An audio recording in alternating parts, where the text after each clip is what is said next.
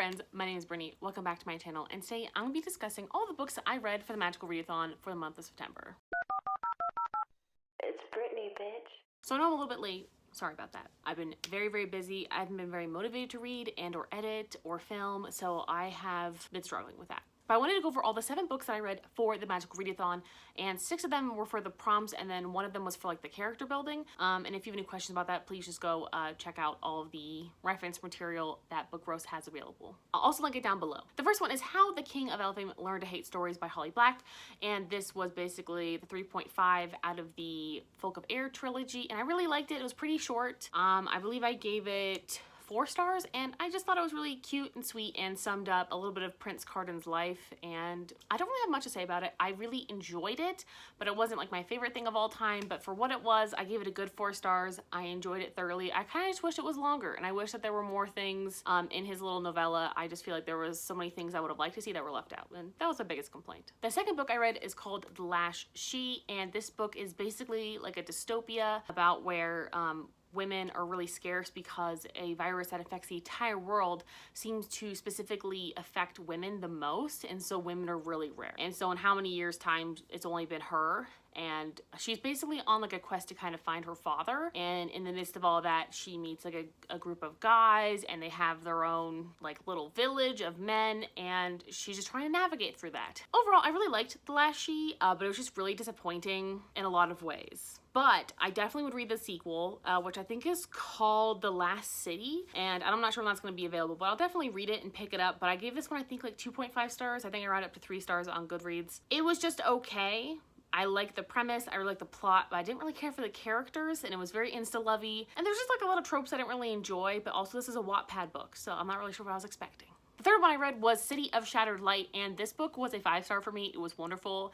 It's basically a story about Riven and Asa, and Riven is kind of like a bounty hunter, and she like does heists for money with her crew, and Asa is like the daughter of like a multi-billionaire tech guy, and she's trying to escape her father, and it just kind of comes together in this like beautiful mesh, and it's kind of a little bit of like a heist story. So honestly, if you like Six of Crows and sci-fi stuff, I would definitely recommend this because it felt like actually a good version of Six of Crows. Like, it's the true heist queer family that we're all looking for, and I highly recommend this, and I can't wait for the sequel. The fourth one I read was Iron Widow, and this book I gave 4 stars to, and this is a really cool like Pacific Rim inspired story where basically humans mind control these giant robots that fight these aliens called Hunduns, which is an interesting name. But either way, I really enjoyed this story. I thought there was a lot of things about it that were very frustrating in terms of like world building that were not really explained, like the alien situation. So the Hunduns are basically aliens, and there's really no like explanation of like why they're there. But I really liked the fighting robots. I really loved that she was a bad feminist bitch who just wanted to kill everybody,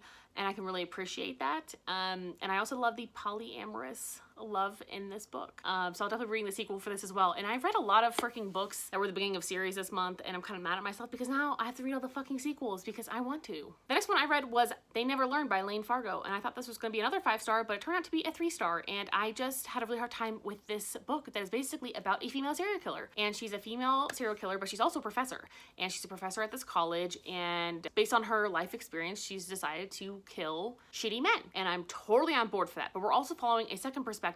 I think her name is Carly, and she is in her freshman year of college, and she goes through a lot of experiences that were very triggering for someone who has had a lot of sexual assault. Okay, so I had a really hard time with this. I found it very triggering. I found it very hard to read because I just felt like I never could like just enjoy the story because I feel like constantly like this theme of sexual assault was brought up, and like I do understand that obviously that was part of like, you know, Scarlett as being the female serial killer. It just didn't really work for me. I found it too difficult to get into in that sense, and I just felt like I could never have a break from being triggered constantly and just constantly being anxious. Next one I read was The Taking of Jake Livingston. I actually ended up giving this one 2 stars.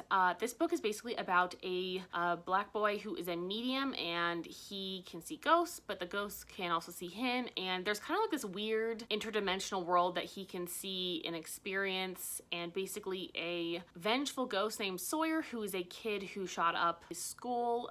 He is trying to use Jake as a means to kill more people, and it had a really cool premise premise, but I found it very confusing. I didn't know what was going on for like the halfway point of this very short book. And it could have been a lot longer and it could have been explained a lot better. I think a lot of it was just the writing. Like a school shooter, I just didn't really want to like feel for a school shooter. And I think that Sawyer's chapters in this book were really all about trying to get us to feel for him, and it was kind of frustrating. And I really like the representation otherwise, but it was a 2-star for me. The last book I read for this ended on a really great note, and it was Genepoole. And this book is very unwidely known. Like honestly, there's like barely any reviews.